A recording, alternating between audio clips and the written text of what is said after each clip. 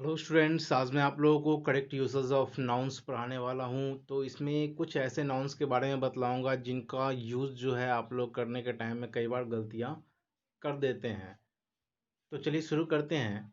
यहाँ पहला जो पॉइंट दिया गया है वो है विच वन इज़ करेक्ट, मतलब कौन सा सेंटेंस जो नीचे दिया गया है वो सही है। तो सबसे पहले इन दो सेंटेंसेस पे हम लोग चर्चा करेंगे। तो यहाँ पे दिया गया है सी हैज़ नो रुपीज़ और दूसरा सेंटेंस है सी हैज़ नो मनी। तो यहाँ पे कहने का मतलब क्या हुआ कि उसके पास रुपए पैसे नहीं है। तो जब हम रुपए पैसे का यूज़ करते हैं, रुपए पैसे के लिए इंग्लिश वर्ड यूज़ करते हैं, तो उसके लिए रुपीज़ यूज़ नहीं करेंगे। इस तरह के सेंटेंसेस में क्या करेंगे, मनी यूज़ करेंगे। मनी का मतलब हो गया रुपया पैसा। और रुपीज़ कब यूज होगा, तो जब हम बोलेंगे आई हैव वन रुपी, या फिर I have 2 rupees, he gave me 3 rupees, तो इस तरह से बोलेंगे। ठीक है।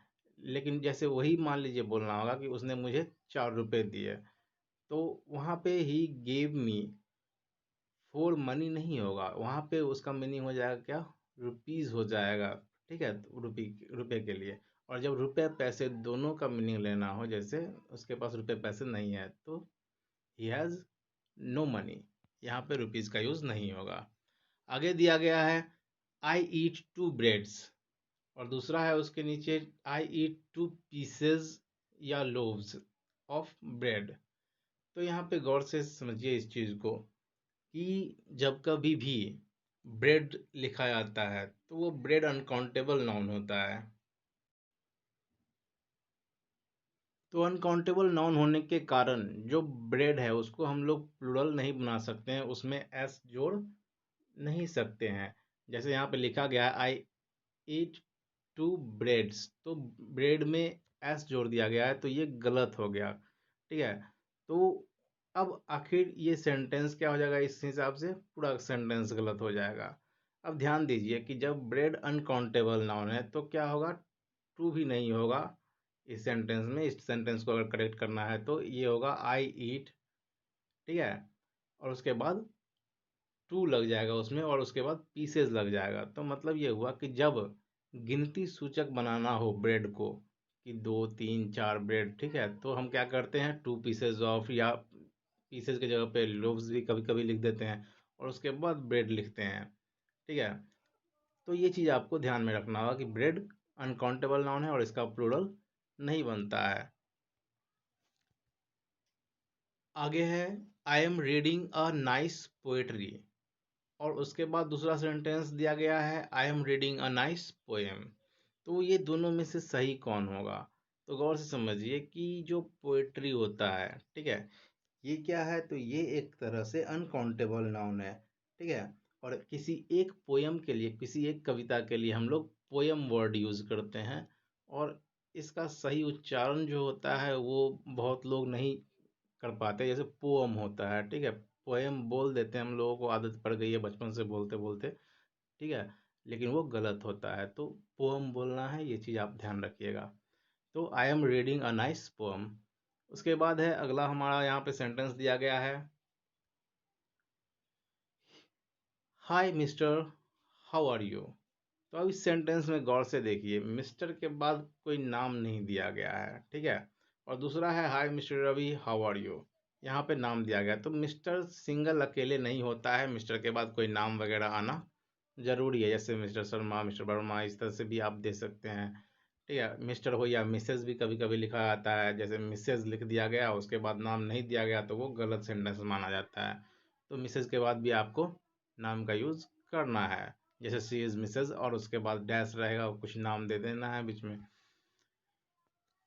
आगे हम लोग देखते हैं ईच प्लस सिंगुलर नाउन। देखिए ईच के बाद क्या होता है कि सिंगुलर नाउन का यूज होता है, जैसे ईच हाउस या हाउसेज इज रेड। इस दोनों में, इस सेंटेंस में हाउस या हाउसेज में से कोई एक वर्ड चुनना है आपको। तो सही क्या होगा, हाउस होगा, क्योंकि यहाँ रूल दिया गया है कि ईच के साथ हम लोग जो है सिंगुलर नाउन का यूज करेंगे, मतलब ईच के जस्ट बाद। उसके बाद हमको बताया गया है, यहाँ पे अगला पॉइंट है everyone, everything and everybody, these are always singular, ये सब हमेशा सिंगुलर होते हैं। ठीक है। तो इस हिसाब से आपको चुनना है, नीचे दो सेंटेंस दिया गया है उसको, कि कौन सा सही है। तो एवरीथिंग इज गुड और अगला सेंटेंस है एवरीथिंग आर गुड, तो दोनों में से सही कौन होगा? तो गौर से ध्यान दीजिए कि इज होता है सिंगुलर नाउन के लिए यूज और आर होता है प्लूरल नाउन के लिए। तो यहाँ पे singular noun everything is use जो किया गया है, ये चीज़ सही है और ये सेंटेंस भी सही है कि एवरीथिंग इज गुड। यहाँ पे एवरीथिंग का यूज सिंगुलर की तरह किया गया है और एवरीथिंग आर जब लिख दिया गया है तो ये प्लूरल बन जाता है, इस कारण से ये सेंटेंस क्या हो जाएगा? गलत हो जाएगा। तो ये चीज़ आपको ध्यान देना है। आगे हम लोग देखते हैं which of the following sentences are correct, कि इनमें से कौन सा सेंटेंस जो है वो करेक्ट है।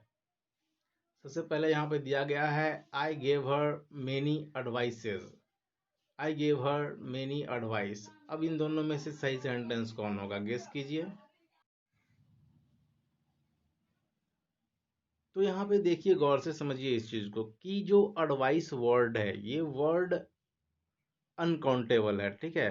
तो इसके साथ कभी भी एस लगा के इसको प्लूरल नहीं बना सकते हैं आप। ऐसे लोग बहुत बना देते हैं, लेकिन ये क्या है? तो अनकाउंटेबल नाउन है। तो एडवाइस के साथ जब अनकाउंटेबल है तो आप ए एडवाइस भी यूज़ नहीं कर सकते हैं, एन एडवाइस भी यूज़ नहीं कर सकते हैं। तो इस चीज़ को आपको ध्यान में रखना है। तो इस हिसाब से दूसरा सेंटेंस करेक्ट हो जाएगा और पहला गलत हो जाएगा। अगला जो हमारा दो सेंटेंस है उसको देखिए। She sold her furnitures, my friend sold their furniture. इस दोनों सेंटेंस में कौन सा सही है? फर्नीचर्स वाला या फर्नीचर वाला? तो याद रखिए फर्नीचर जो है ये भी क्या है? अनकाउंटेबल नाउन है, इस कारण से इसमें भी एस नहीं लग सकता है, लास्ट में प्लूरल इसका नहीं बन सकता है। तो इस हिसाब से दूसरा सेंटेंस करेक्ट है। उसके बाद हम लोग देखते हैं कि यहाँ पे लास्ट जो दिया गया है उसमें बताया गया है Himesh gave me all the informations, और दूसरा सेंटेंस यहाँ पे दिया गया है Himesh gave me all the information. तो ध्यान दीजिए कि जो वर्ड इंफॉर्मेशन होता है ये भी क्या है? अनकाउंटेबल है और इसमें भी एस जोड़ करके इसका प्लूरल नहीं बनाया जा सकता है और न ही इसमें ए या एन जोड़ाया जा सकता है। तो कहने का मतलब ये हुआ कि चाहे एडवाइस वर्ड हो या फर्नीचर वर्ड हो या इंफॉर्मेशन वर्ड हो, तो इन सब को अनकाउंटेबल माना गया है और इसको प्लूरल नहीं बनाया जा सकता है और ना ही इनके साथ ए या एन का यूज़ किया जाएगा। तो यदि आप लोगों को वीडियो पसंद आया तो चैनल को सब्सक्राइब कर दें और वीडियो को लाइक कर दें। Thank you.